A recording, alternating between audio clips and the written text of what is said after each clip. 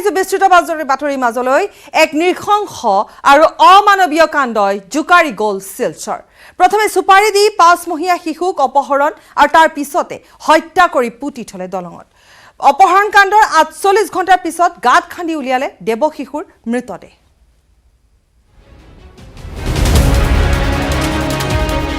5 মহীয়া শিশুৰ হত্যাক লৈ উত্তপ্ত খুনাই কাজিৰহৰ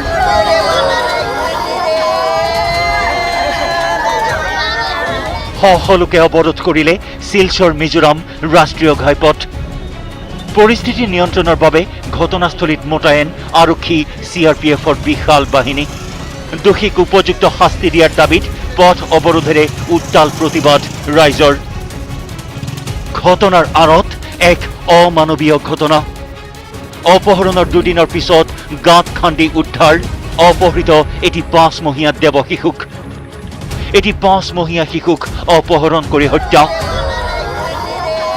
এটি শিশু হত্যাত জড়িত পেছাদাৰী শিশু অপহৰণকাৰী 5 মহীয়া কণমানিটিক হত্যাৰ বাবে 2 লাখ টাকা সুপাৰি দিছিল পেছাদাৰী শিশু অপহৰণকাৰীক আমরা আজকে এইখানে একটা রাস্তা লোকাল পাবলিককে ব্লক করছিল যে ডিমান্ড এই যারা ঘটনাকারী এরারে উপযুক্ত একটা ফাঁসি দেওয়া হয় বলিয়া আমরা একটা আজকে দাবি জানাইছি এই চাঞ্চল্যকৰ তথ্য পোহৰলৈ আহিছে গ্ৰেপ্তাৰ হোৱা ঘটনাৰে জড়িত 3 অভিযুক্তক আৰক্ষীয়ে কৰা জেৰাত আৰক্ষীয়ে গ্ৰেপ্তাৰ কৰিছে দেওয়ায়ন বাগানৰ ৰাজীৱ সাহ লক্ষীপুৰ বিন্নাকান্দিৰ মনদীপ ৰয় আৰু সোণাইৰ মতিনগৰৰ বাউৰী পদবীৰ এজন লোকক ধৃত ৰাজীৱ সাহ এটা পেছাদাৰী শিশু অপহৰণকাৰী ইয়াৰ পূৰ্বে ৰাজীৱ সাহ জড়িত আছিল দুটাকৈ অপহৰণ কাণ্ডৰে 2 লাখ টাকাৰ বিনিময়ত কাজিৰহৰৰ 5 মহীয়া কণমানিটিক অপহৰণ কৰিছিল দুৰ্বৃত্তৰ দলটোৱে কালপ্রিটকে ধরা হয়েছে তাহলে আমরা ফাঁসি চাই আর তার সঙ্গে অন্য কারো যদি জড়িত থাকে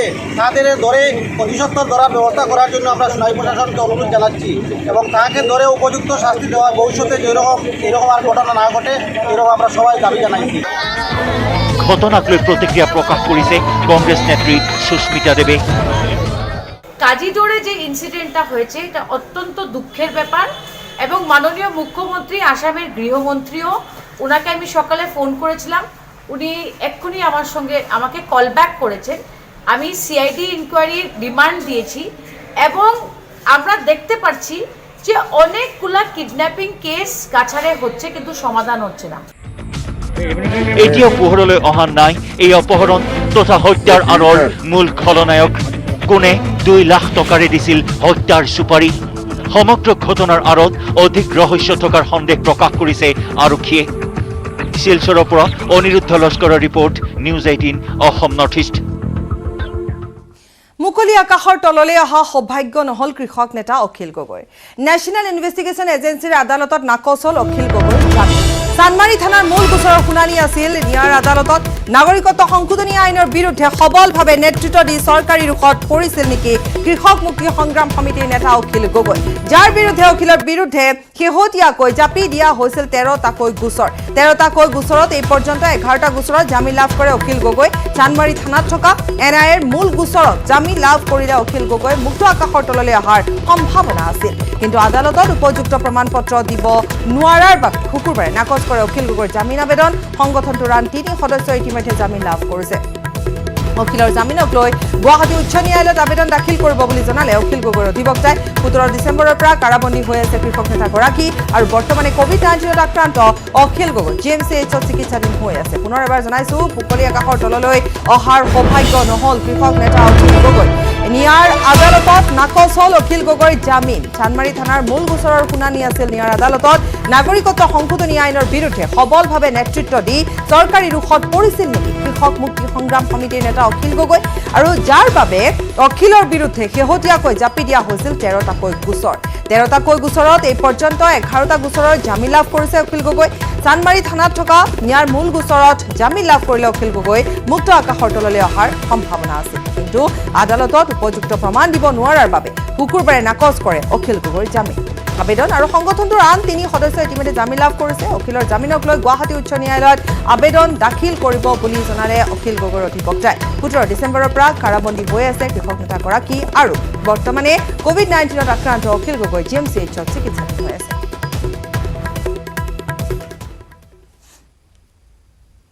অখিল গগৈ যিটো মূল গোচৰ এৰেষ্ট কৰিছিলে নিয়াৰ যিটো 13/19 যিটো গোচৰ আজি 9 দিনমান হিয়াৰিং হৈছিলে এই গোচৰটোত আজি বেলৰ অৰ্ডাৰৰ কাৰণে ডেট আছিল আৰু অখিল গগৈক NIA বিশেষ আদালতে আজি বেলটো ৰিজেক্ট কৰিছে কিন্তু দুটা পক্ষৰ যুক্তিৰ পিছত কোৰ্টেটো হয়তো কিবা এটা পাইছে সেইকাৰণে বেলটো ৰিজেক্ট কৰিছে কিন্তু তাৰ পৰৱৰ্তী সময়ত আমি এতিয়া মহামান্য উচ্চ ন্যায়ালয়লৈ যাম এইটো বেলৰ এপিলৰ কাৰণে অখিল গগৈৰ বিৰুদ্ধে NIA দুটা গোচৰ আছিল আৰু বাকী অসম পুলিচৰ আণ্ডাৰত 11টা গোচৰ টোটেল 13টা গোচৰ আছিল NIA যিটো দ্বিতীয় গোচৰ আছিল চাবুৱা থানাৰ যিটো গোচৰ লৈছিল শুনানিটো হোৱা নাই এইটো কাৰণে যে কোভিডৰ কাৰণে তিনিজনীয়া যিটো বিচাৰপীঠ বহিব লাগে সেই বিচাৰপীঠটো বহিব পৰা নাই কাৰণে হোৱা নাই গতিকে সেইটো গোচৰটো আছে আৰু যদি কেনেবাকৈ যদি অখিল গগৈ সেই গোচৰটোত আগৰ যিটো জামিনটো বাহাল থাকে তেতিয়াহ'লে এই গোচৰটোত অখিল গগৈ আকৌ সিফালৰ পৰা মুক্ত হৈ যাব পাৰে বঙাইগাঁৱত গ্ৰেপ্তাৰ কৰা হৈছে এজন ঘোষখোৰ আৰক্ষী বিষয়াক উৎকোচ লোৱাৰ সময়তে দুৰ্নীতি নিবাৰক শাখাৰ জালত পৰিছে OC হৰমুজ আলী ধৃত আৰক্ষী বিষয়াজনৰ বিৰুদ্ধে ভুৱা গোচৰত ধন দাবী কৰাৰ অভিযোগ উত্থাপিত হৈছে বঙাইগাঁৱত অপৰাধ অনুসন্ধান আৰু দুৰ্নীতি নিবাৰক শাখাৰ অভিযান 5,000 টকাৰ উৎকোচ লৈ হাতে লুতে গ্ৰেপ্তাৰ হ'ল বিদ্যাপুৰ আৰক্ষী চকীৰ ভাৰপ্ৰাপ্ত বিষয়া দেৱান হৰমুজ আলী আৰক্ষী বিষয়াজনে স্থানীয় আৰশাদ আলী নামৰ লোক এজনক সঘনাই ধন দাবী কৰি হাৰাশাস্তি কৰি আহিছিল সাধাৰণ এক মাৰপিটৰ ঘটনাৰ অচিলালৈ আৰক্ষী বিষয়াজনে ডাক বিভাগৰ কৰ্মচাৰী আৰশাদ আলীক সঘনাই আৰক্ষী চকীলৈ মাতি আনি নতুবা ফোন যোগে ধন দাবী কৰি আহিছিল ভয় ভাবুকিৰে 62,000 টকা আদায় কৰাৰ পিছতো ক্ষান্ত নহয় আৰক্ষী বিষয়াজনে পুনৰ ধন দাবী অব্যাহত ৰাখে আৰক্ষী বিষয়াজনৰ এনে ধন দাবী কাৰ্যত অতিষ্ঠ হৈ পৰা আৰশাদ আলীয়ে অৱশেষত দুৰ্নীতি নিবাৰক শাখাৰ কাষ চাপে সেইমতে ভাৰপ্ৰাপ্ত বিষয়া দেৱান হৰমুজ আলীয়ে নিজ আৰক্ষী চকীৰ ভিতৰতে আৰশাদ আলীৰ পৰা 5,000 টকা উৎকোচ লোৱাৰ সময়তে বৃহস্পতিবাৰে সন্ধিয়া গুৱাহাটীৰ পৰা অহা অভিযানকাৰী দলে হাতেলোতে কৰায়ত্ব কৰে অভিযানকাৰী দলৰ জালত পৰাৰ পিছতে আৰক্ষী চকীৰ ভিতৰতে দেৱান হৰমুজ আলীক দীৰ্ঘ সময় জেৰা চলাই গুৱাহাটীলৈ আনে দীৰ্ঘদিন ধৰি বিদ্যাপুৰ আৰক্ষী চকীৰ ভাৰপ্ৰাপ্ত বিষয়া দেৱান হৰমুজ আলীৰ ব্যাপক দুৰ্নীতিৰ অভিযোগ উত্থাপন হৈ আহিছে আমাক অভিযোগ দিছিলে আছাউদ্দিন আলী বুলি তেখেতে আমাক অভিযোগ দিয়া অভিযোগৰ ভিত্তিত আমি এটা কেছ ৰুজু কৰোঁ এণ্টি কৰাপশ্যন ব্যুৰোত আৰু আজি আহি আমি ট্ৰেপ কৰি তেখেতক আমি কৰায়ত্ব কৰোঁ তেওঁক আমি 5,000 টকা ট্ৰেপ কৰিছোঁ আৰু আগত তেওঁ কিবা কেছৰ সংক্ৰান্তীয় পইচা লোৱা বুলি অভিযোগ আছে সেইখিনি আমি তদন্ত কৰিম বঙাইগাঁৱৰ পৰা কেমেৰা পাৰ্চন ঘনশ্যাম ৰায়ৰ সৈতে Upananda Sharma report news 18 Assam North 2021 বিধানসভাৰ পূৰ্বে বিৰোধী গোটসমূহে কৰা ৰাজনৈতিক সমীকৰণত এতিয়া আউল লাগিছে কাৰোৰে সৈতে কাৰো নিমিলা অংক ইয়াৰ মাজতে কিন্তু শাসকীয় বিজেপি অসম গণ পৰিষদ আৰু BPFৰ সমীকৰণ ঠিকে আগবাঢ়িছে এই সন্দৰ্ভত চাওঁ আহক আমাৰ এই বিশেষ প্ৰতিবেদন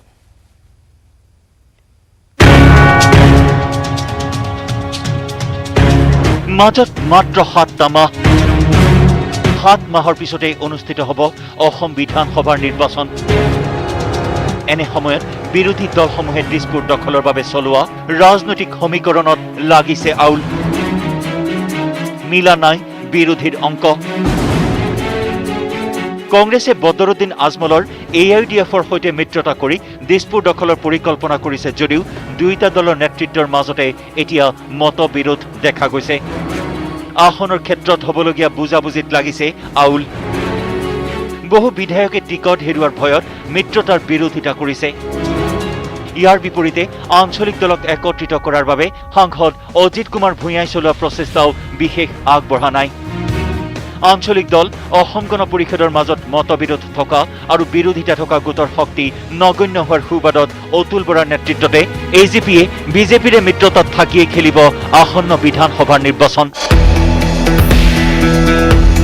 সমান্তৰালকৈ সদৌ অসম ছাত্ৰ সন্থাই নতুন আঞ্চলিক দল গঠন কৰিবলৈ যোজা চলাই আছে আশুৰ দলটো অক্টোবৰৰ শেষ ভাগত গঠন হলেও সকলো আসনতে প্ৰতিদ্বন্দ্বিতা কৰিবলৈ যে সক্ষম হ'ব তাত সন্দেহৰ অৱকাশ আছে তাতে অজিত ভূঞা জনোৱা আহ্বানকো সঁহাৰি জনোৱা নাই আশুৱে খবৰ মতে অজিত ভূঞাৰ আহ্বানক সঁহাৰি নজনাব আশুৱে এই সকলো দিশ পৰ্যালোচনা কৰিলে দেখা যায় যে আসন্ন বিধানসভা নিৰ্বাচনত শাসকীয় মিত্ৰজোঁটক প্ৰত্যাহ্বান জনাবলৈ বিৰোধী একগোট হোৱাৰ কোনো সম্ভাৱনা নাই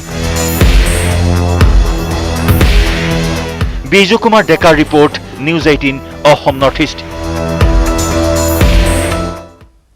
বঙাইগাঁৱৰ বিদ্যাপুৰত পুৱতি নিশা এক চাঞ্চল্যকৰ ঘটনা সংঘটিত হয়। আৰক্ষী আৰু স্থানীয় ৰাইজে উদ্ধাৰ কৰে ত্ৰিপুৰাৰ পৰা অহা দুজনকৈ লোকক। চিকিৎসাৰ চলেৰে আনি দুৰ্বৃত্তৰ দলে লুটপাট চলাইছিল লোক দুজনক।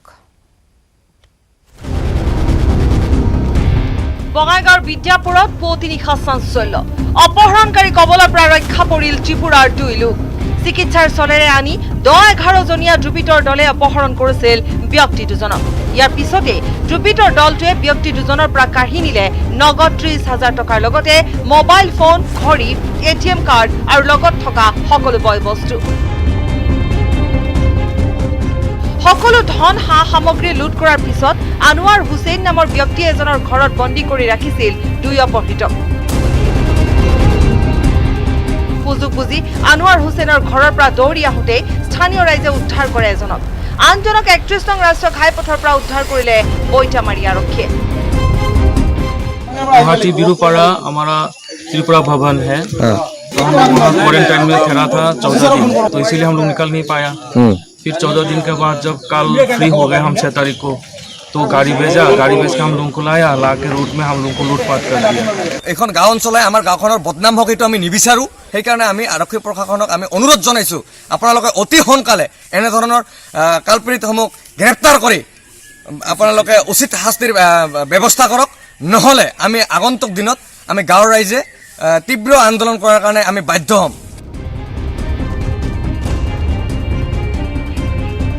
অপহৃত ব্যক্তি দুজনে ত্ৰিপুৰাৰ পৰা গুৱাহাটীলৈ আহি 14 দিনৰ কোৱাৰেণ্টিনত থকাৰ অন্তত ফুলকুমাৰী গাঁৱলৈ চিকিৎসাৰ সূত্ৰে আহিছিল বুলি জানিবলৈ দিয়ে। ইয়াৰ পূৰ্বেও বহুমূত্ৰ ৰোগৰ চিকিৎসাৰ নামত প্ৰবঞ্চনাৰ চিকাৰ হৈছিল এই দুই ভুক্তভোগী। জানকীবালা ৰাভাৰ একাউণ্টৰ যোগেদি কৌশলেৰে 5,000 টকা সৰকাই লৈ গৈছিল প্ৰবঞ্চক চক্ৰই। সমগ্ৰ বিষয় সন্দৰ্ভত বঙাইগাঁও আৰক্ষীয়ে অব্যাহত ৰাখিছে তদন্ত। বঙাইগাঁৱৰ পৰা Upananda Sharma, News 18 Assam north East. অভিনেতা সুশান্ত সিং ৰাজপুতৰ মৃত্যুক লৈ এতিয়া নিটো ওলাইছে ন টুইষ্ট। সুশান্তৰ ৰহস্যজনক মৃত্যুত জড়িত অভিযোগত 6জনৰ বিৰুদ্ধে গোচৰ ৰুজু কৰিছে এতিয়া CBI। ইপিনে অভিনেত্ৰী ৰিয়া চক্ৰৱৰ্তীক ইডিৰ কাৰ্যালয়ত চলালে 3 ঘণ্টা জোৰা মাৰাথন জেৰা।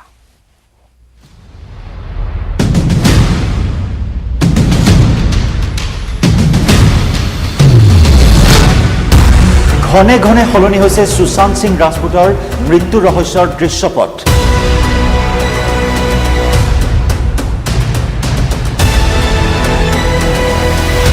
অৱশেষত ইডিৰ কাৰ্যালয়ত হাজিৰ হ'বলৈ বাধ্য হ'ল সুশান্ত সিং ৰাজপুতৰ প্ৰেয়সী, বিগত 10 দিন ধৰি পলাতক হৈ থকা অভিনেত্ৰী ৰিয়া চক্ৰৱৰ্তী।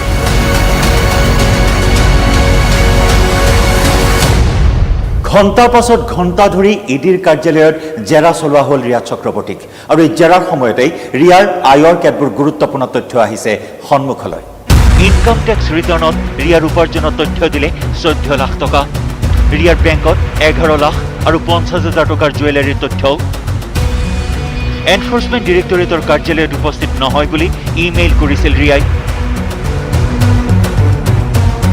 বৃহস্পতিবাৰে নিশা ৰিয়াই ইডিক ইমেইল যোগে এই কথা ব্যক্ত কৰিছিল। কিন্তু ইডিয়ে এই আবেদন খাৰিজ কৰাৰ পিছতেই ইডিৰ কাৰ্যালয়ত উপস্থিত হ'বলৈ বাধ্য হ'ল সুশান্ত সিং ৰাজপুতৰ প্ৰেয়সী অভিনেত্ৰী ৰিয়া চক্ৰৱৰ্তী। উল্লেখযোগ্য যে 10 দিন ধৰি সন্ধানহীন হৈ আছিল ৰিয়া চক্ৰৱৰ্তী। ৰিয়া চক্ৰৱৰ্তীৰ লগতে মেনেজাৰ শ্ৰুতি মোদীকো এনফৰ্চমেণ্ট ডিৰেক্টৰে সোধা পোছা কৰে শুকুৰবাৰে। ইতিমধ্যে আমি জনাইছোঁ ইডিৰ কাৰ্যালয়ত অভিনেত্ৰী ৰিয়া চক্ৰৱৰ্তী তেওঁৰ ভাতৃক জেৰা চলোৱা হৈছে। ৰিয়া চক্ৰৱৰ্তীৰ মেনেজাৰ শ্ৰুতি মোদীক।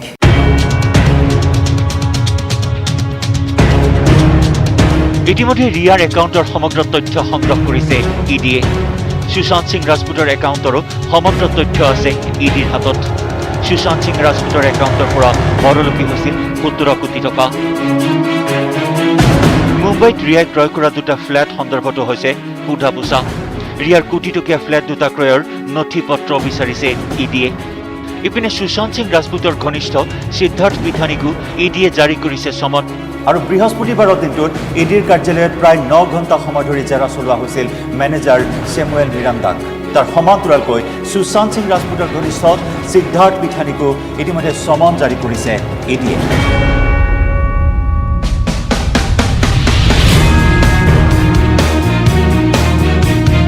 অৱশেষত সুশান্ত সিং ৰাজপুতৰ ৰহস্যজনক মৃত্যুৰ তদন্ত সন্দৰ্ভত CBIয়ে দাখিল কৰিলে FIR। বৃহস্পতিবাৰে নিশা কেইবাটাও গুৰুত্বপূৰ্ণ ধাৰাত ৰিয়া চক্ৰৱৰ্তীৰ বিৰুদ্ধে ৰুজু কৰা হ'ল গোচৰ। কেৱল ৰিয়াই নহয়, ৰিয়া চক্ৰৱৰ্তীৰ ভাতৃ, মাতৃ, পিতৃ আৰু তাৰ সমান্তৰালকৈ দুগৰাকী মেনেজাৰৰ বিৰুদ্ধে সৰ্বমুঠ 6 গৰাকীৰ বিৰুদ্ধে CBIয়ে ৰুজু কৰিলে গোচৰ। CBIয়ে ৰিয়াৰ বিৰুদ্ধে কেইবাটাও ধাৰাত ৰুজু কৰিছে গোচৰ। IPC 341, 348, 380, 406, 306, 506 আৰু 420 ধাৰাত ৰুজু কৰে গোচৰ। আনহাতে বহু বিতৰ্কৰ অন্তত অৱশেষত BMCয়ে মুকলি কৰি দিবলৈ বাধ্য হ'ল বিহাৰৰ আৰক্ষী অধীক্ষক বিনয় তিৱাৰী। সুশান্ত সিং ৰাজপুতৰ গোচৰৰ তদন্ত কৰিবলৈ গৈ মুম্বাইত বলপূৰ্বকভাৱে কোৱাৰেণ্টাইন হ'বলগীয়া হৈছিল বিনয় তিৱাৰী। আৰু BMC মুকলি কৰি দিয়াৰ পিছত আজি নিশাৰ ভাগত পাটনা আহি পোৱাৰ কথা বিনয় তিৱাৰী। মুঠৰ ওপৰত বহু বিতৰ্ক, বহু চৰ্চাৰ অন্তত CBIৰ FIR দাখিল আৰু তাৰ সমান্তৰালকৈ ইডিত ৰিয়া চক্ৰৱৰ্তীক জেৰা চলোৱা এই সমগ্ৰ বিষয়টোৱে সুশান্ত সিং ৰাজপুতৰ এই তদন্তৰ ক্ষেত্ৰত এক অনন্য মাত্ৰা লাভ কৰিব বুলি ইতিমধ্যে চৰ্চা চলিছে সমগ্ৰ দেশজুৰি।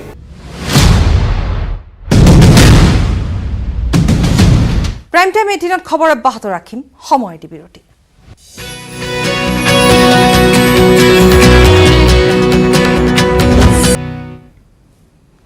উভতি আহিছো বাতৰিৰ পৰৱৰ্তী অংশলৈ।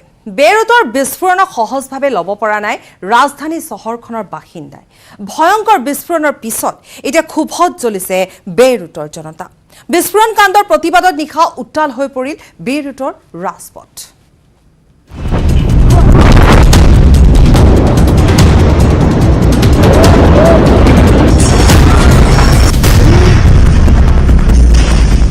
ধ্বংসস্তূপত পৰিণত হোৱা এখন চহৰ।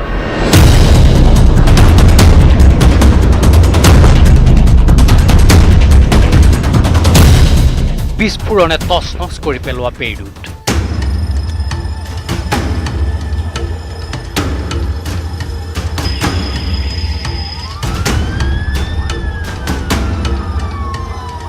বেইৰুটৰ চাৰিওফালে কেৱল এতিয়া ধ্বংসস্তূপ।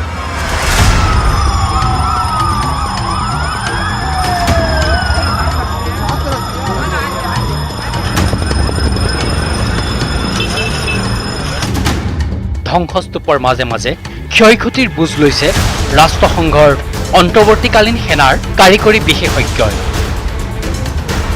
ৰাষ্ট্ৰসংঘৰ এই দলটোৱে লেবাননৰ প্ৰতিৰক্ষা বাহিনীৰে নিৰ্ণয় কৰিব ক্ষয়ক্ষতিৰ পৰিমাণ। বেইৰুটৰ বিস্ফোৰণক সহজভাৱে লোৱা নাই ৰাজধানী চহৰখনৰ বাসিন্দাই।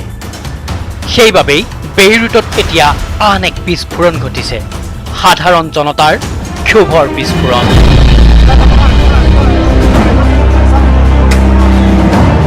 বৃহস্পতিবাৰে নিশাৰ দৃশ্যয়া সাধাৰণ জনতাই সাব্যস্ত কৰিছে প্ৰতিবাদ।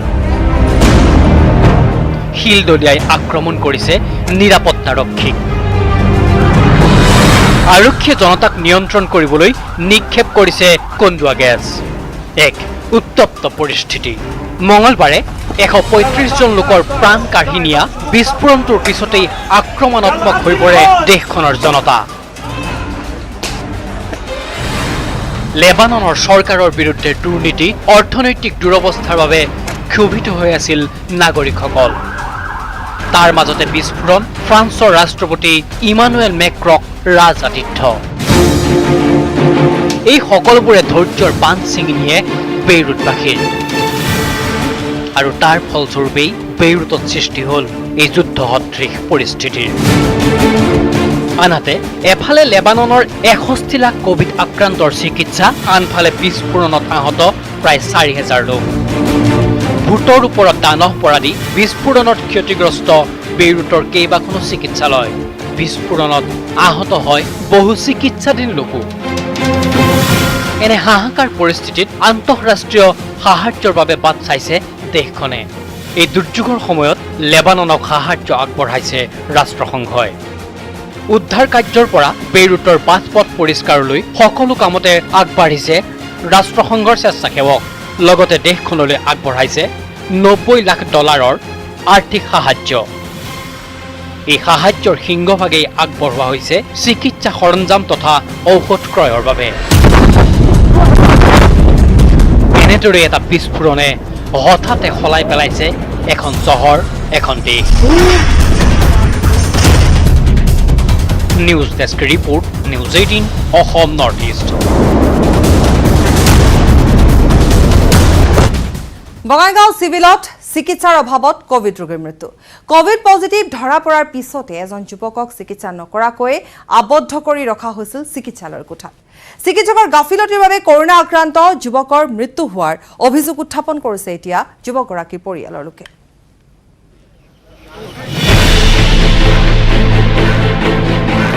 বঙাইগাঁও অসামৰিক চিকিৎসালয়ত কোভিড আক্ৰান্তক চিকিৎসকৰ হেমাহি। চিকিৎসাৰ অভাৱতে যুৱকৰ মৃত্যুৰ অভিযোগ আনিলে পৰিয়ালে। মাতৃৰ সৈতে চিকিৎসাৰ বাবে বঙাইগাঁৱলৈ আহিছিল ধুবুৰী চহৰৰ 22 নং ৱাৰ্ডৰ বিদ্যাপাৰাৰ সুমন সেন। বৃহস্পতিবাৰে পুৱাৰ ভাগতে ব্যক্তিগত চিকিৎসালয়খনত নিজ মাতৃক ভৰ্তি কৰিলেও পুত্ৰ সুমন সেনক কোভিড-19 পৰীক্ষাৰ বাবে প্ৰেৰণ কৰা হৈছিল বঙাইগাঁও অসামৰিক চিকিৎসালয়লৈ। সুমনৰ দেহত কোভিড পজিটিভ ওলোৱাৰ পিছতে সুমনক আছুতীয়া কোঠাত ৰখাৰ ব্যৱস্থা কৰে। পৰৱৰ্তী সময়ত শাৰীৰিক অৱস্থাৰ অৱনতি ঘটি সন্ধিয়ালৈ মৃত্যু ঘটে সুমনৰ।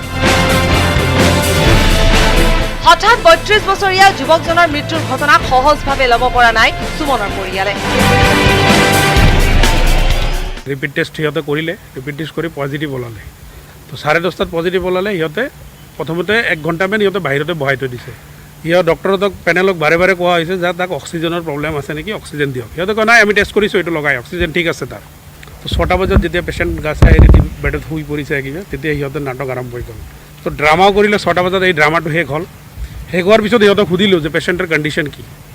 মই নাজানো, ডক্টৰ জানে। ডক্টৰে গুচি গৈছে, ডক্টৰৰ কোনো খবৰ নাই। কৰ্তৃপক্ষ এতিয়ালৈকে আমাৰ লগত কথা পতা নাই যে পেচেণ্টটো মৰিছে নে নাই, সেইটোৰে এতিয়ালৈকে ডিক্লেৰেশ্যন দিয়া নাই। ইফালে সামান্যতম মানৱীয়তা নেদেখুৱাই চিকিৎসালয় কৰ্তৃপক্ষই সুমনৰ মৃত্যুৰ বাতৰিও পৰিয়ালক আনুষ্ঠানিকভাৱে নজনোৱাৰ অভিযোগ আনিছে পৰিয়ালটোৱে। চিকিৎসালয় কৰ্তৃপক্ষৰ হেমাহিৰ বাবে সুমনৰ অকাল বিয়োগ হোৱাৰ অভিযোগ কৰি ঘটনাৰ তদন্ত আৰু দোষীক শাস্তিৰ দাবী কৰিছে পৰিয়ালৰ লোকে। বঙাইগাঁৱৰ পৰা কেমেৰা পাৰ্চন ঘনশ্যাম ৰায়ৰ সৈতে Upananda Sharma report, news 18 Assam north East. বিবাহিত বিষয়াই বিবাহিত মহিলা সহকৰ্মীক দিয়া প্ৰেমৰ প্ৰস্তাৱ গৈ পালেগৈ আৰক্ষী থানা। NHMৰ বিহপুৰীয়া ব্লক প্ৰগ্ৰেম মেনেজাৰগৰাকীয়ে দীৰ্ঘদিন ধৰি প্ৰেমৰ প্ৰস্তাৱ দি অস্বস্তিত পেলাই আহিছে এগৰাকী সহকৰ্মীক। অৱশেষত বিষয়াগৰাকীৰ বিৰুদ্ধে গোচৰ ৰুজু কৰিলে মহিলা সহকৰ্মীগৰাকীয়ে।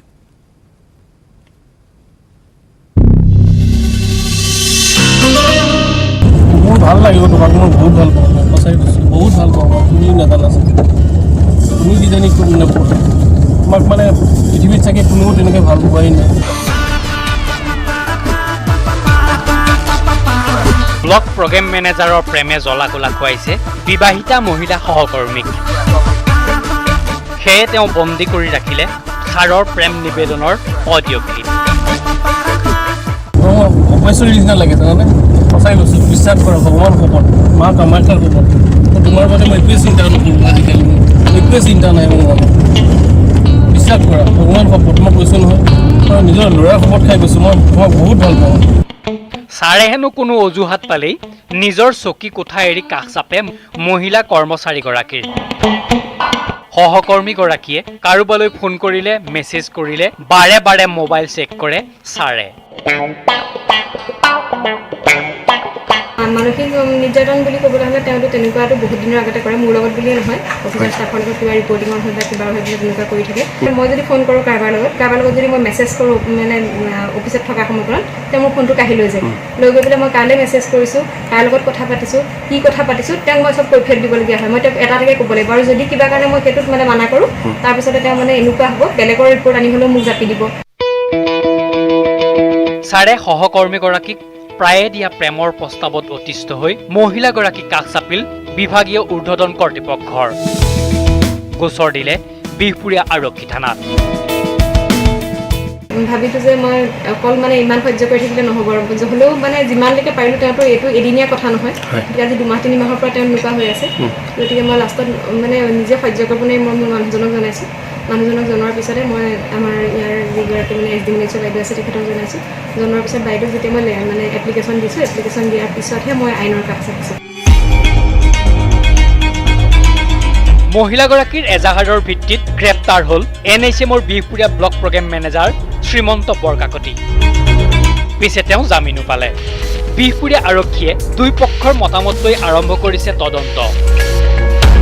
গোচৰ দ্বাৰা বিহপুৰীয়া ব্লকৰ কৰ্মচাৰীগৰাকীৰ মহিলা কৰ্মচাৰীগৰাকীৰ মন্তব্য আন একো নিবিচাৰে। কেৱল কাৰ্যালয়ত মানসিক শান্তিৰে কাম কৰিব পৰা পৰিৱেশ এটাহে বিচাৰে তেওঁ।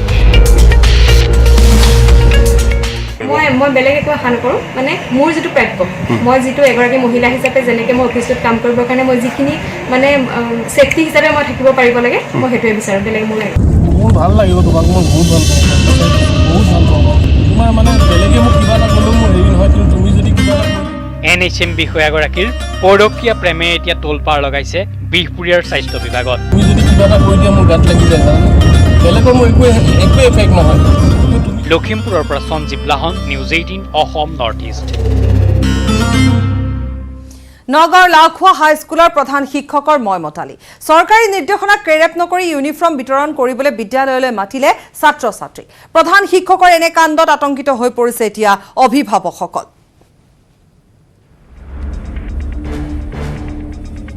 লাওখোৱা হাইস্কুলৰ প্ৰধান শিক্ষকৰ ময়মতালি। চৰকাৰী নিৰ্দেশনা কেৰেপ নকৰি ইউনিফৰ্ম বিতৰণ কৰিবলৈ মাতিলে ছাত্ৰ ছাত্ৰী। নগাঁও জিলাৰ লাওখোৱা হাইস্কুলৰ প্ৰধান শিক্ষকৰ কৰ্মকাণ্ডে সচেতন মহলৰ চকু কপালত তুলিছে। যি সময়ত লাওখোৱা আম বাগানত কৰোনাই গণসংক্ৰমণৰ দিশে গতি কৰিছে, সেই সময়তে লাওখোৱা হাইস্কুলৰ প্ৰধান শিক্ষক নীলকান্ত বিশ্বাসে ছাত্ৰ ছাত্ৰীক বিদ্যালয়লৈ বৃহস্পতিবাৰে মাতি আনিছিল ইউনিফৰ্ম বিতৰণ কৰিবলৈ। সেয়ে লাওখোৱাত ৰাইজ এক প্ৰকাৰ আতংকিত হৈ পৰিছে। বিদ্যালয়খনৰ ছাত্ৰ ছাত্ৰীসকলে কোনো সামাজিক ব্যৱধান আৰু মাস্ক পৰিধান নকৰাকৈ বিদ্যালয়ৰ পৰা ইউনিফৰ্ম নিবলৈ অহাত উদ্বিগ্ন হৈ পৰিছে অঞ্চলবাসী।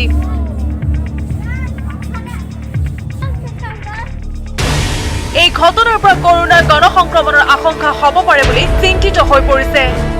প্ৰায় বিতৰ্কৰ মাজত সোমাই থকা বিতৰ্কিত প্ৰধান শিক্ষক নীলকান্ত বিশ্বাসে বিগত সপ্তাহতো বিদ্যালয়লৈ ছাত্ৰ ছাত্ৰী মাতি চাউল বিতৰণ কৰিছিল, কিন্তু চাউলৰ লগত দিবলগীয়া ধন ছাত্ৰ ছাত্ৰীক নিদিয়াৰ অভিযোগ উত্থাপিত হৈছিল। স্বেচ্ছাচাৰী শিক্ষকৰ ময়মতালিত অতিষ্ঠ হৈ পৰিছে স্থানীয় ৰাইজ। পুৰণি গুদামৰ পৰা Hemanta Das, News 18 Assam north East. খবৰ আৰু আছে, সময় পুনৰ এটি বিৰতি।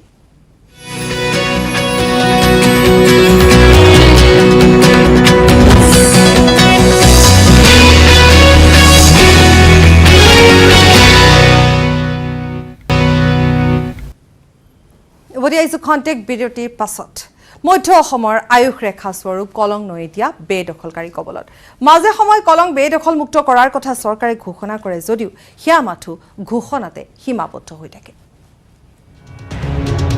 বেদখলৰ কৰাল গ্ৰাসত কমাত ধ্বংসৰ গৰাহত কলং নৈ। মধ্য অসমৰ আয়ুষ ৰেখা স্বৰূপ কলং নৈৰ বুকুত বৰ্তমান গঢ়ি উঠিছে সুবিশাল অট্টালিকা। নগাঁও চহৰ যদি আপোনাক বিনামূলী মাটি লাগে তেনেহ'লে এতিয়া চিন্তাৰ কোনো কাৰণ নাই, কাৰণ নগাঁও চহৰৰ মাজেৰে বৈ যোৱা মধ্য অসমৰ আয়ুষ ৰেখা স্বৰূপ কলং নৈত এতিয়া ব্যাপক বেদখল চলিছে আৰু কলং নৈৰ মাটি বেদখল কৰি বৰ্তমান ইয়াত নিৰ্মাণ হৈছে বৃহৎ বৃহৎ অট্টালিকা। নগাঁও জিলা প্ৰশাসনৰ একাংশ দুৰ্নীতিগ্ৰস্ত বিষয়াক মেনেজ কৰি কলঙত বৰ্তমান চলিছে ব্যাপক বেদখল। কলঙৰ বুকুত মাটি বেদখলত নামিছে বহু প্ৰভাৱশালী ব্যক্তি। বিগত কংগ্ৰেছ চৰকাৰৰ আমোলৰ পৰাই কলং বেদখল মুক্ত কৰাৰ নামত চৰকাৰে আবণ্টন দিয়া বহু আঁচনিৰ ধন আত্মসাৎ কৰিলে একাংশ ৰাজনৈতিক নেতা তথা এচাম ধুৰন্ধৰ আমোলাই। বৰ্তমানৰ জলসম্পদ মন্ত্ৰী কেশৱ মহন্তইও কলঙক আগৰ ৰূপ প্ৰদান কৰিম বুলি কৰা ঘোষণা মাথো এক সপোন হৈ ৰ'ল। সেয়ে বৰ্তমানৰ মন্ত্ৰীগৰাকীৰ ভূমিকাক কঠোৰ সমালোচনা নগাঁৱৰ দল সংগঠনৰ।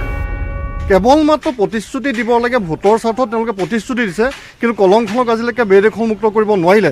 আৰু কিহৰ কাৰণে আজিলৈকে বেদখলমুক্ত কৰিব নোৱাৰিলে, ইয়াক কিন্তু আমি নগাঁওবাসী হিচাপে এক প্ৰশ্নবোধক চিহ্নৰ মাজত আমি সোমাই পৰিছোঁ। আমি জলসম্পদ মন্ত্ৰীগৰাকীক আমি আহ্বান জনাইছোঁ যে আপুনি থকাৰ অৱস্থাতে এই কলংখনক এক বোৱতী নদী হিচাপে আপোনালোকে ৰূপান্তৰিত কৰক, নহ'লে কিন্তু আগন্তুক দিনত কলঙৰ নামত কিন্তু আপোনালোকে ৰাজনীতি কৰিব নোৱাৰিব। ৰাজনীতি কৰিবলৈ গ'লে কিন্তু নগাঁওবাসী ৰাইজে ইয়াৰ উচিত প্ৰত্যুত্তৰ আপোনালোকক দিব, আৰু নগাঁওবাসী ৰাইজৰ ক্ষোভৰো তেওঁলোক সন্মুখীন হ'ব লাগিব। কলঙক লৈ বিগত সময়ছোৱাত চৰকাৰী পক্ষই কৰা ঘোষণা মাথো এক প্ৰহসনত পৰিণত হোৱাৰ বিপৰীতে নিতৌ কলঙত বৃদ্ধি পাইছে বেদখল। ৰাজনৈতিক নেতা, ব্যৱসায়ী তথা বিভিন্ন চৰকাৰী বিষয়াৰ লগতে সমাজ জীৱনত প্ৰতিষ্ঠিত বহু লোকে এতিয়া কলঙৰ বেদখলত নামিছে। কিন্তু কলং বেদখলমুক্ত কৰাৰ প্ৰতি জনোৱা নগঞা ৰাইজৰ আহ্বানৰ প্ৰতি সদিচ্ছা দেখা নগ'ল এখনো চৰকাৰৰ। কেমেৰা পাৰ্চন হেমন্তৰ সৈতে নগাঁৱৰ পৰা Nilotpal Bora, news 18 Assam north east. Guwahati শোধনাগাৰে এৰিছে বিষাক্ত গেছ। বিষাক্ত গেছৰ ক্ৰিয়াত আক্ৰান্ত হৈছে নুনমাটিৰ ৰাইজ। শ্বাস প্ৰশ্বাসজনিত ৰোগত ভুগিছে এতিয়া অঞ্চলবাসী। বিগত কেইবা মাহ ধৰি শোধনাগাৰৰ পৰা নিৰ্গত হৈ থকা বিষাক্ত গেছৰ ফলত এতিয়া ৰাইজ আতংকিত হৈ পৰিছে। বিষাক্ত গেছৰ ক্ৰিয়াত আক্ৰান্ত নুনমাটিবাসী। ভুগিছে শ্বাস প্ৰশ্বাসজনিত ৰোগত। প্ৰদূষিত পৰিৱেশত ভীষণ সমস্যাৰ সন্মুখীন হৈছে শিশু আৰু বৃদ্ধ। নিশাৰ ভাগত এৰি দিয়া বিষাক্ত গেছে ক্ৰমান্বয়ে ভয়াৱহ কৰি তুলিছে নুনমাটিৰ পৰিৱেশ। শোধনাগাৰৰ পৰা বিগত কেইবা মাহ ধৰি নিৰ্গত হৈ আছে বিষাক্ত গেছ। উদ্বিগ্ন হৈ পৰিছে নুনমাটিবাসী। আজি এবছৰৰ পৰাই মোটামুটি খুব বেয়া গেছ এটা নিগৰিত হয়, যাৰ কাৰণে মোৰে দুজনী সৰু সৰু ছোৱালী আছে। সেই ছোৱালী দুজনীয়ে মানে অসুস্থ হৈ যায় ৰাতি হ'লে। কি কৰি আছে গুৱাহাটী ৰিফাইনাৰী, এইটো কি গেছ নিগৰিত কৰি আছে? এটাতো তেওঁলোকৰ আমি শুনা মতে পলিউশ্যন কণ্ট্ৰল বৰ্ডৰ পৰা তেওঁলোকৰ এটা সেয়াও আছে, কিন্তু যিটো গেছ নিগৰিত কৰি আছে তেওঁলোকে ৰাতি, ই কিন্তু নুনমাটি অঞ্চলৰ কাৰণে বিৰাট ভয়ানক ৰূপ ল'ব। ৰাইজৰ প্ৰশ্ন, এটা বৃহৎ উদ্যোগৰ পৰা সৃষ্টি হোৱা প্ৰদূষণে ৰাইজৰ ক্ষতি সাধন কৰি অহাৰ পিছতো কিয় কাণ সাৰ নাই প্ৰদূষণ নিয়ন্ত্ৰণ বোৰ্ড নামৰ বিভাগটোৰ? অভিযোগ অনুসৰি নুনমাটিৰ আকাশত উৰি ফুৰে ছাইৰ দৰে পদাৰ্থ। বগা আৰু ক'লা ৰঙৰ পদাৰ্থবিধৰ বাবে চকু আৰু ছালৰ ৰোগত আক্ৰান্ত হোৱাৰ কথাও ব্যক্ত কৰে স্থানীয় লোকে। উদ্যোগটো থকাৰ বাবে বহুত সময়ে সময়ে বিভিন্ন ধৰণৰ হৈ থাকে। আজি বগা কিবা চিমনিৰ পৰে, কালি গোন্ধ ওলায় বা কালি কিবা ক'লা সেনেকুৱা পৰে। তেওঁলোকে ইমান ডাঙৰ এটা উদ্যোগ, তেওঁলোকে এইবোৰত আগতে ব্যৱস্থা ল'ব লাগিছিল, তাৰ পিছতহে তেওঁলোকৰ কাম কাজবোৰ কৰিব লাগিছিল। উল্লেখযোগ্য যে বছৰ বছৰ ধৰি নুনমাটি তেল শোধনাগাৰৰ পৰা এনেদৰে নিৰ্গত হৈ আছে বিষাক্ত গেছ, যাৰ বাবে দীৰ্ঘদিন ধৰি স্বাস্থ্যজনিত সমস্যাত ভুগি অহা ৰাইজে ইয়াৰ বিহিত ব্যৱস্থা গ্ৰহণ কৰিবলৈ শোধনাগাৰ কৰ্তৃপক্ষৰ ওচৰত দাবী জনাই আহিছে যদিও আজি পৰ্যন্ত লাভ কৰা নাই কোনো সুফল। এই সমস্যাৰ সমাধান বিচাৰি ৰাইজে শীঘ্ৰেই শোধনাগাৰ কৰ্তৃপক্ষক ব্যৱস্থা গ্ৰহণ কৰিবলৈ দাবী জনাইছে। নুনমাটিৰ পৰা অজয় বৰ্মনৰ report, news 18 Assam north east. নাই দলং, নাহে এম্বুলেন্স, সেয়ে টুলুঙা নাৱেৰে ভৰা নদী পাৰ কৰাইছে এটা মৃতদেহ। টুলুঙা নাৱত মৃতদেহ কঢ়িয়াই কান্দোনত ভাঙি পৰিছে আত্মীয়। কিন্তু ক'ত সংঘটিত হৈছে এই হৃদয় বিদাৰক ঘটনা, আগবঢ়াইছো এই বিশেষ প্ৰতিবেদন।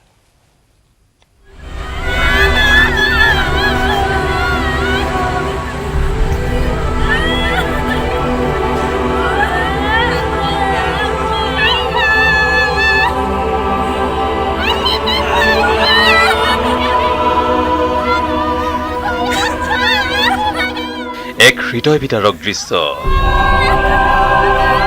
এখন টুলুঙা নাৱেৰে কাষত এটা মৃতদেহ লৈ পাৰ হৈছে কেইজনমান লোক। আপোনজনক হেৰুৱাই হিয়া ঢাকৰি কান্দিছে মৃতদেহৰ লগতে অহা মহিলাকেইগৰাকীয়ে। এই দৃশ্য গোলাঘাট জিলাৰ ধনশিৰি মহকুমাৰ টেঙানী আলিচিঙাৰ।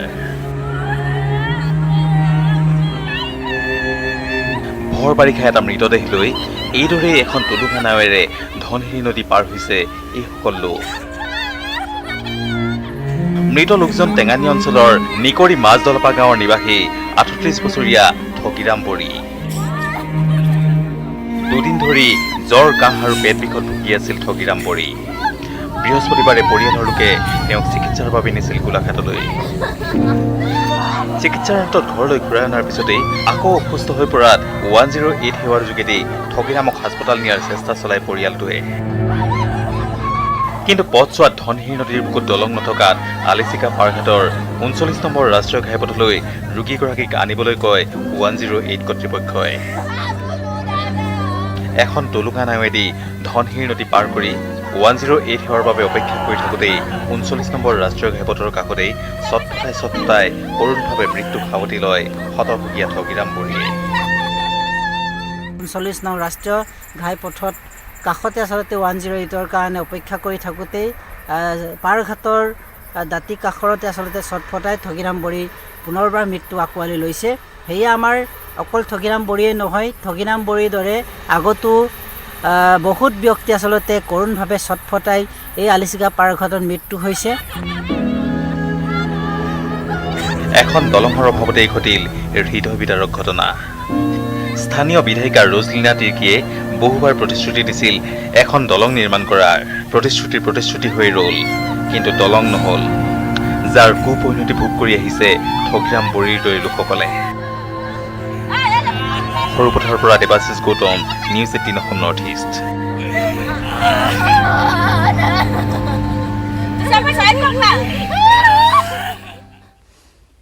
বিজেপিৰ ৰিপৰ্ট কাৰ্ডে অকল বিজেপি বিধায়ককে শংকিত কৰা নাই, শংকাত পৰিছে উজনিৰ একাংশ কংগ্ৰেছী বিধায়কো। নামনি অসমত হ'ব পৰা ক্ষতিপূৰণ কৰিব বিজেপিয়ে উজনিত। অৰ্থাৎ ৰঞ্জিত দাসৰ ৰিপৰ্ট কাৰ্ড শংকাত উজনিৰ কংগ্ৰেছীও। ৰঞ্জিত দাসৰ ৰিপৰ্ট কাৰ্ডে খলকনি তুলিছে বিৰোধী কংগ্ৰেছ শিবিৰত। কাৰণ বিৰোধীৰ দখলত থকা 27টা সমষ্টিৰ ৰিপৰ্ট কাৰ্ড বেয়া। ৰিপৰ্ট কাৰ্ডত নিগেটিভ মাৰ্ক অহা 27টা সমষ্টিৰ ভিতৰত আছে কংগ্ৰেছৰ হাতত থকা উজনি অসমৰ 7টা সমষ্টি। কংগ্ৰেছৰ হাতত থকা উজনিৰ 7টা সমষ্টি দখলৰ ব্লু প্ৰিণ্ট ৰচনা গেৰুৱা দলৰ। 2019 লোকসভা নিৰ্বাচনত বিজেপিয়ে নাজিৰাত 1821টা ভোটত, ডুমডুমাত 40,760টা ভোটত, মৰিয়নিত 14,291টা ভোটত কংগ্ৰেছক পৰাস্ত কৰাৰ বিপৰীতে গেৰুৱা দলটো শিৱসাগৰত 659টা ভোটত, তিতাবৰত 13,206টা ভোটত আৰু গোলাঘাটত 11,046টা ভোটত কংগ্ৰেছৰ হাতত পৰাস্ত হৈছিল।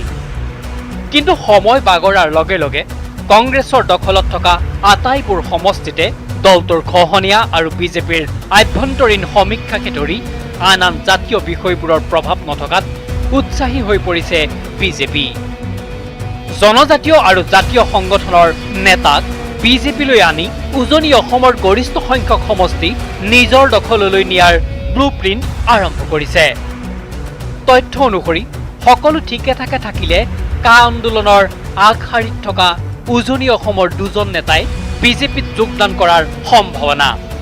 কেৱল যোগদানেই নহয়, ইয়াৰে এজনে গেৰুৱা পোছাক পিন্ধি তিনিচুকীয়া জিলাৰ এটা বিশেষ সমষ্টিৰ পৰা নামিব নিৰ্বাচনত। কেৱল কা বিৰোধী আন্দোলনেই নহয়, নিৰ্বাচনৰ পূৰ্বে বিজেপিত যোগদান কৰিব পাৰে এগৰাকী কংগ্ৰেছ নেত্ৰীয়ে। অত্যন্ত প্ৰভাৱ থকা কংগ্ৰেছ নেত্ৰীগৰাকী যদিহে বিজেপিত যোগদান কৰে, তেন্তে উজনিত কংগ্ৰেছৰ ৰাজহাৰ ভগাটো নিশ্চিত।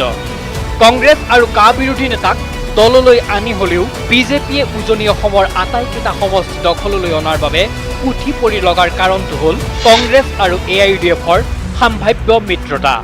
যদি কংগ্ৰেছ AIUDFৰ মিত্ৰতা হয়, তেন্তে নামনি অসমৰ কেইবাটাও সমষ্টি হেৰুৱাব পাৰে বিজেপিয়ে। নামনি অসমত হ'ব পৰা এই ক্ষতি উজনি অসমত পূৰণ কৰাৰ লক্ষ্য বিজেপিৰ। Raju Baruah report, news 18 Assam north East. কামপুৰৰ তেতেলীখৰা গুজুঙাডুবা বিলত মাছৰ অস্বাভাৱিক মৃত্যু ঘটিছে। পুৱাই বিলখনত উপঙি উঠিল সহস্ৰাধিক মৰা মাছ। কিন্তু কিহৰ বাবে মৃত্যু হৈছে এই শ শ মাছৰ? পানীত উপঙিছে মৃত মাছ। কামপুৰৰ তেতেলীখৰা গুজুঙাডুবা বিলত মাছৰ অস্বাভাৱিক মৃত্যুক লৈ উদ্বিগ্ন অঞ্চলবাসী। শুকুৰবাৰে পুৱা বিলখনত মাছসমূহ উপঙি থকা অৱস্থাত প্ৰত্যক্ষ কৰে স্থানীয় লোকে। বিলখনত থকা কাৱৈ, গৰৈ, বৰালি, পুঠিকে ধৰি বহু থলুৱা প্ৰজাতিৰ মাছৰ ইতিমধ্যে মৃত্যু হৈছে। উল্লেখ্য যে বৃহস্পতিবাৰে বিয়লি ভাগৰ পৰাই বিলখনত এটা দুটাকৈ মাছ মৃত্যুমুখত পৰি উপঙি থকা স্থানীয় ৰাইজে প্ৰত্যক্ষ কৰিছিল যদিও শুকুৰবাৰে পুৱাৰ ভাগৰ পৰা অধিক হাৰত মাছ মৃত্যুমুখত পৰে। কি কাৰণত মাছসমূহ মৃত্যু হৈছে এই পৰ্যন্ত জানিব পৰা নাই যদিও উৎকট গৰমৰ বাবে মাছৰ মৃত্যু হৈছে বুলি স্থানীয় লোকে সন্দেহ কৰিছে। যোৱা ৪-৫ দিন ধৰি হোৱা তীব্ৰ ৰ'দ আৰু গৰমৰ বাবে ইতিমধ্যেই বিলখনৰ পানী শুকাই গৈছে, যাৰ বাবে বিলখনত মাছৰ অস্বাভাৱিক মৃত্যু হৈছে বুলিও স্থানীয় ৰাইজে মত প্ৰকাশ কৰিছে। তো আমি ভাবিছোঁ পানীটো বেছি শুকাই গৈছে জোখতকৈ শুকাই যোৱাৰ কাৰণে গৰমত মাছটো চব মৰিছে। সন্দেহ কৰিছোঁ এইটো ৰ'দৰ তাপটো বেছি হৈছে কাৰণে। মই আহিছোঁ ইয়াত আহি পেলাই দেখি আছোঁ মাছটো ইমান মৰি আছে, সেইটো গৰমত দিলে মৰি আছে মাছটো। বেবেজিয়াৰ পৰা Bhaskarjyoti Saikia, news 18 Assam north East. খবৰ আৰু আছে, সময় পুনৰ এটি বিৰতি।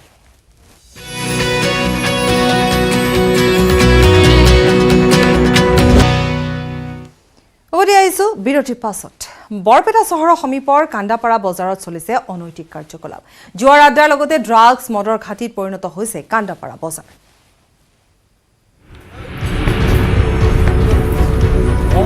শেষ নম্বৰৰ লটাৰী, জুৱা, মদ আৰু ড্ৰাগছ। বৰপেটা চহৰৰ কান্দাপাৰা বজাৰত অবাধ গতিত চলিছে বেআইনী কাম কাজ। বিনষ্ট কৰি তুলিছে অঞ্চলটোৰ সামাজিক পৰিৱেশ। চাওক কেনেদৰে মুকলিকৈ বজাৰত চলি আছে টিৰ, শেষ নম্বৰ লটাৰী, জুৱাৰ অবাধ ব্যৱসায়। বাধা দিবলৈ যেন কোনো নাই। আনকি এনে অসামাজিক কাৰ্যৰ বিৰুদ্ধে মাত মাতিলে বিপদ গাঁওবাসীৰ। গাঁওবাসীৰ অভিযোগ, এই অসামাজিক কাৰ্যৰ প্ৰতি সমৰ্থন আছে আৰক্ষীৰ। পুলিচ প্ৰশাসনৰ সহযোগিতা নিশ্চয় আছে, নহ'লেতো নহয়। যেতিয়া বৰপেটা আমাৰ থানাৰ পৰা মানুহ যায়, পুলিচ যায়, তেওঁলোকে 20 মিনিট আগতে বন্ধ কৰি দিয়ে খেলখন। কেনেকৈ গম পায় যে পুলিচ আহি আছে বুলি? নিশ্চয় সিহঁতৰ তলে তলে মিটাৰেলি আছে। বেলেগ মানে কোনো যিকেইটাই খেল খেলি আছে সেইকেইটাই তাতে থাকে, বাকী যিটো সমাজৰ মানুহ আছে সিহঁতৰ তাতে একো পাত্তাই নাপায় সিহঁতৰ লগত। আমাৰ কান্দাপাৰাত বৰ্তমান যেনেকুৱা চলি আছে, এখন সমাজ এনেকুৱা নচলে, দেশ এনেকুৱা নচলে। লটাৰী কাউণ্টাৰৰ পৰা যিমান অবৈধ কাম আছে চব চলি আছে, কিন্তু প্ৰশাসনৰ পৰা কোনো ষ্টেপ নলয়। যিখিনি কাম আমাৰ তাতে চলি আছে তাৰ পৰা মানে কিছুমান ল'ৰাও নষ্ট হৈ যাই আছে। বৰপেটা ডিষ্ট্ৰিক্টৰ SP ছাৰক মই অনুৰোধ জনাইছোঁ যাতে আমাৰ তাতে যিমান অবৈধ খেল চলি আছে এইবিলাক বন্ধ কৰি দিয়ে। গাঁওখনত চলি থকা টিৰ, শেষ নম্বৰ লটাৰী, জুৱা, মদ, গাঞ্জা বন্ধ কৰাৰ বাবে ৰাইজে আৰক্ষীক অভিযোগ দিয়াৰ পিছতো বজাৰখনত নিৰ্বিবাদে চলি আছে মদ, জুৱা, টিৰ আৰু শেষ নম্বৰৰ লটাৰীৰ অবৈধ ব্যৱসায়। ইপিনে গাঁওবাসীক দেখুৱাবলৈকে 2 দিন আৰক্ষীৰ লোক বজাৰখনলৈ গৈছিল যদিও ৰহস্যজনকভাৱে আৰক্ষী উপস্থিত হোৱাৰ বহু পূৰ্বেই ব্যৱসায়ীসকলে আগতীয়াকৈ খবৰ লাভ কৰিবলৈ সক্ষম হয়। বজাৰখনত চলি থকা জুৱাৰ খেলৰ বিৰুদ্ধে ব্যৱস্থা ল'বলৈ জিলা প্ৰশাসন আৰু আৰক্ষী অধীক্ষকক দাবী জনাইছে গাঁওবাসীয়ে। বৰপেটাৰ পৰা Niranjan Das, News 18 Assam north east. এক নৃশংস আৰু অমানৱীয় কাণ্ডই জোকাৰি গ'ল শিলচৰ চহৰ। প্ৰথমে চুপাৰী দি 5 মহীয়া শিশুক অপহৰণ কৰে আৰু তাৰ পিছত হত্যা কৰি পুতি থলে দলঙৰ তলত। অপহৰণ কাণ্ডৰ 48 ঘণ্টাৰ পিছত গাঁত খান্দি উলিয়ালে দেৱ শিশুৰ মৃতদেহ।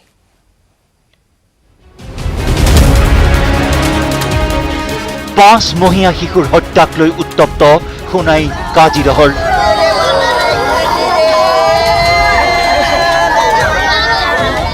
লোকে অৱৰোধ কৰিলে শিলচৰ মিজোৰাম ৰাষ্ট্ৰীয় ঘাইপথ। পৰিস্থিতি নিয়ন্ত্ৰণৰ বাবে ঘটনাস্থলীত মোতায়েন আৰক্ষী, CRPFৰ বিশাল বাহিনী। দোষীক উপযুক্ত শাস্তি দিয়াৰ দাবীত পথ অৱৰোধেৰে উত্তাল প্ৰতিবাদ ৰাইজৰ। ঘটনাৰ আঁৰত এক অমানৱীয় ঘটনা। অপহৰণৰ 2 দিনৰ পিছত গাঁত খান্দি উদ্ধাৰ অপহৃত এটি 5 মহীয়া দেৱ শিশুক। এটি 5 মহীয়া শিশুক অপহৰণ কৰি হত্যা। এটি শিশু হত্যাত জড়িত পেছাদাৰী শিশু অপহৰণকাৰী। 5 মহীয়া কণমানিটিক হত্যাৰ বাবে 2 লাখ টাকা সুপাৰি দিছিল পেছাদাৰী শিশু অপহৰণকাৰীক। আমরা আজকে এইখানে একটা রাস্তা লোকাল পাবলিককে ব্লক করছিল যে ডিমান্ড এই যারা ঘটনাকারী এরারে উপযুক্ত একটা ফাঁসি দেওয়া হয় বলিয়া আমরা একটা আজকে দাবি জানাইছি। এই চাঞ্চল্যকৰ তথ্য পোহৰলৈ আহিছে গ্ৰেপ্তাৰ হোৱা ঘটনাৰে জড়িত 3 অভিযুক্তক আৰক্ষীয়ে কৰা জেৰাত। আৰক্ষীয়ে গ্ৰেপ্তাৰ কৰিছে দেওয়ায়ন বাগানৰ ৰাজীৱ শাহ, লক্ষীপুৰ বিন্নাকান্দিৰ মনদীপ ৰয় আৰু সোণাইৰ মতিনগৰৰ বাউৰী পদবীৰ এজন লোকক। ধৃত ৰাজীৱ শাহ এটা পেছাদাৰী শিশু অপহৰণকাৰী। ইয়াৰ পূৰ্বে ৰাজীৱ সাহা জড়িত আছিল দুটাকৈ অপহৰণ কাণ্ডৰে 2 লাখ টকাৰ বিনিময়ত কাজিদহৰৰ 5 মহীয়া কণমানিটিক অপহৰণ কৰিছিল দুৰ্বৃত্তৰ দলটোৱে কালপ্রিটকে ধরা হয়েছে তাহলে আমরা ফাঁসি চাই আর তার সঙ্গে অন্য কারো যদি জড়িত থাকে তাদের ধরে অতিসত্বর ধরার ব্যবস্থা করার জন্য আমরা সোনাই প্রশাসনকে অনুরোধ জানাচ্ছি এবং তাকে ধরে উপযুক্ত শাস্তি দেওয়া ভবিষ্যতে এরকম আর ঘটনা না ঘটে এরকম আমরা সবাই দাবি জানাচ্ছি ঘটনাক লৈ প্ৰতিক্ৰিয়া প্ৰকাশ কৰিছে কংগ্ৰেছ নেত্ৰী সুস্মিতা দেৱে কাজিদোড়ে যে ইনসিডেন্টটা হয়েছে এটা অত্যন্ত দুঃখের ব্যাপার এবং মাননীয় মুখ্যমন্ত্রী আসামের গৃহমন্ত্রীও ওনাকে আমি সকালে ফোন করেছিলাম উনি এক্ষুনি আমাকে কল ব্যাক করেছেন আমি সিআইডি ইনকোয়ারির ডিমান্ড দিয়েছি এবং আমরা দেখতে পাচ্ছি যে অনেকগুলা কিডন্যাপিং কেস কাছাড়ে হচ্ছে কিন্তু সমাধান হচ্ছে না এতিয়াও পোহৰলৈ অহা নাই এই অপহৰণ তথা হত্যাৰ আঁৰৰ মূল খলনায়ক কোনে 2 লাখ টকাৰে দিছিল হত্যাৰ সুপাৰী সমগ্ৰ ঘটনাৰ আঁৰত অধিক ৰহস্য থকাৰ সন্দেহ প্ৰকাশ কৰিছে আৰক্ষীয়ে শিলচৰৰ পৰা অনিৰুদ্ধ লস্কৰৰ report news 18 Assam north east শিলচৰৰ কাজিদহৰত 5 মহীয়া কণমানি ধ্ৰুৱজ্যোতি নাথৰ নৃশংস হত্যা প্ৰতিবাদত বিভিন্ন সংগঠনে মানৱ শৃংখল কৰিলে শিলচৰ ক্ষুদিৰাম মূৰ্তিৰ তলত তেওঁলোকে হাতত প্লে কাৰ্ড লৈ প্ৰতিবাদ সাব্যস্ত কৰে তেওঁলোকৰ দাবী দোষীক ফাষ্ট ট্ৰেক আদালতত বিচাৰ কৰি ফাঁচি দিব লাগে পুনৰ জনাইছো শিলচৰ কাজিদহৰত আজি যেহেতু প্ৰতিবাদী কাৰ্যসূচী গ্ৰহণ কৰা হৈছে বিভিন্ন ঠাইত পথ অৱৰোধ কৰা হৈছে সেই সময়তে এই খবৰ আহি পৰিছে যে 5 মহীয়া কণমানি ধ্ৰুৱজ্যোতি নাথৰ নৃশংস হত্যা প্ৰতিবাদত বিভিন্ন সংগঠনে মানৱ শৃংখল কৰিছে এনেধৰণে শিলচৰ ক্ষুদিৰাম মূৰ্তিৰ তলত আৰু তেওঁলোকে হাতত প্লে কাৰ্ড লৈ প্ৰতিবাদ সাব্যস্ত কৰিছে তেওঁলোকৰ দাবী দোষীক ফাষ্ট ট্ৰেক আদালতত বিচাৰ কৰি ফাঁচি দিব লাগে এক নৃশংস হত্যাকাণ্ড সংঘটিত হৈ গ'ল এটি কণমানি 5 মহীয়া শিশুক যিহেতু হত্যা কৰা হ'ল আৰু তাৰ পাছতে ৰাইজ এতিয়া উত্তেজিত হৈ পৰিছে আৰু উত্তেজিত ৰাইজে প্ৰতিবাদ সাব্যস্ত কৰিছে এই সন্ধিয়া ভাগৰ দৃশ্য আমি দেখুৱাই গৈছো ঠাই ঠাই যেহেতু পথ অৱৰোধ কাৰ্যসূচীও আজিৰ দিনটোত গ্ৰহণ কৰা হৈছে সমান্তৰালভাৱে এনেধৰণে হাতে হাতে প্লে কাৰ্ড লৈ আজি প্ৰতিবাদ সাব্যস্ত কৰাৰ লগতে ফাষ্ট ট্ৰেক আদালতত বিচাৰ কৰি দিয়ক বুলি তেওঁলোকে প্ৰতিবাদ জনাইছে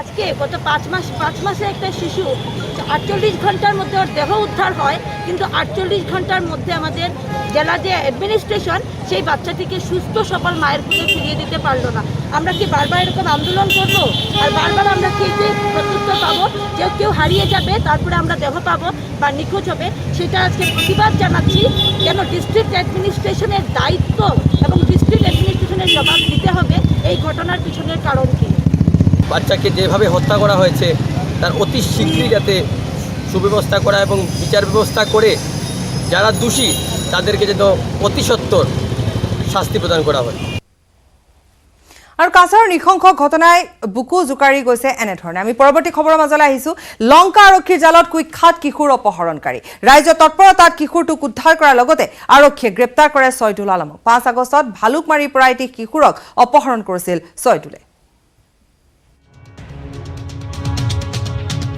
লংকা আৰক্ষীৰ জালত কিশোৰ অপহৰণকাৰী সুকলমে উদ্ধাৰ অপহৃত কিশোৰ ৰাইজৰ সহযোগত লংকা আৰক্ষীয়ে উদ্ধাৰ কৰে অপহৃত কিশোৰটিক যোৱা 5 আগষ্টত মুৰাঝাৰৰ ছয়দুল আলম নামৰ অপহৰণকাৰীটোৱে লংকাৰ ভালুকমাৰীৰ পৰা অপহৰণ কৰিছিল কিশোৰটিক ফুচুলাই এখন বলেৰো গাড়ীৰে অপহৰণ কৰি নি নগাঁৱত লুকুৱাই ৰাখিছিল অপহৰণকাৰী ছয়দুলে ইয়াৰ পিছতেই পৰিয়ালৰ গোচৰৰ ভিত্তিত লাচিত পথাৰৰ পৰা আৰক্ষীয়ে গ্ৰেপ্তাৰ কৰে অপহৰণকাৰীটোক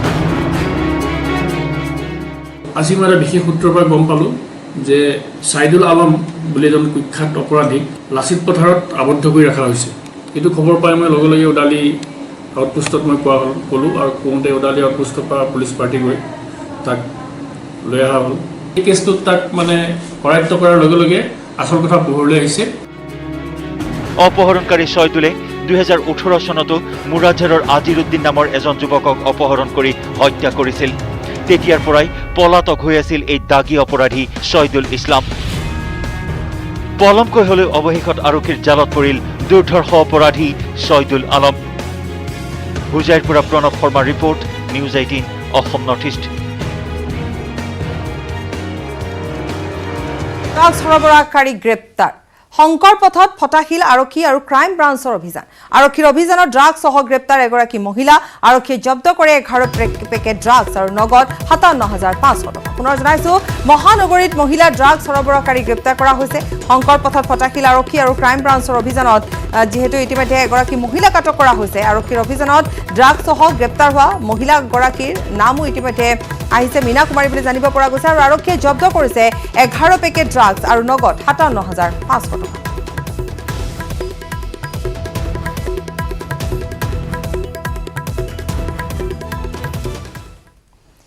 কাছাৰৰ নৃশংস ঘটনাই বুকু জোকাৰি গৈছে বহুজনৰ এনে অমানৱীয় পৈশাচিক কাণ্ড সংঘটিত কৰা অপহৰণকাৰী ঘাতকৰ ন্যায় বিচাৰৰ দাবী তুলিছে এতিয়া সমগ্ৰ ৰাজ্যই এই প্ৰতিবেদন আগবঢ়াই প্ৰাইম টাইম 18 পৰা বিদায় লৈছো নমস্কাৰ এটা নিৰ্মম হত্যাকাণ্ড যি হত্যাকাণ্ড এতিয়া তুলপাৰ লগাইছে সমগ্ৰ ৰাজ্য কাছাৰৰ কাজিধৰত সংঘটিত হৈছে এই নৃশংস হত্যাকাণ্ডটো 5 মহীয়া এটি কণমানি অবুজ এই অবুজ শিশুটি খিৰিকীৰ গ্লাছ ভাঙি কোনো দুষ্কৃতিকাৰীয়ে অস্ত্ৰলৈ প্ৰৱেশ কৰি অপহৰণ কৰি লৈ যায়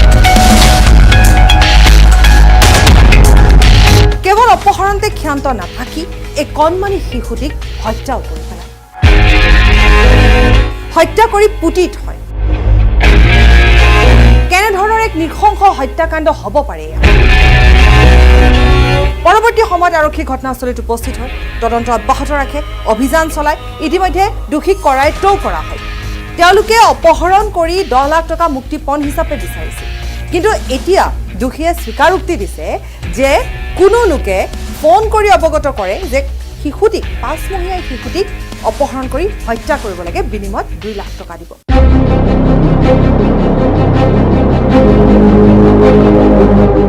অৰ্থাৎ কোন সঁচা কোন মিছা সমগ্ৰ ঘটনা এতিয়া ৰহস্যৰ আৱৰ্তত সোমাই পৰিছে আৰক্ষীয়ে তদন্ত আৰম্ভ কৰিছে ৰাইজ উত্তেজিত হৈ পৰিছে পথ অৱৰোধ কৰিছে কিন্তু প্ৰশ্ন হ'ল এটি কণমানি 5 মহীয়া অবুজ শিশুক অপহৰণকাৰী হত্যা কৰিলে কেনেকৈ অপহৰণকাৰীৰ বাৰু এবাৰো হাত নকপিলনে কণমানি অবুজ শিশুটিক হত্যা কৰি মাটিত পুতি উঠলে পৰিয়ালৰ লোকৰ এতিয়া অভিযোগ যে অতি সোনকালে আৰক্ষীয়ে এই ক্ষেত্ৰত তদন্ত অব্যাহত ৰাখিব লাগে অতি সোনকালে কৰায়ত্ব কৰি দোষীক শাস্তি বিহিব লাগে আৰু ইয়াৰ আঁৰত যি ৰহস্য আছে সেয়া উদ্ঘাটন কৰিব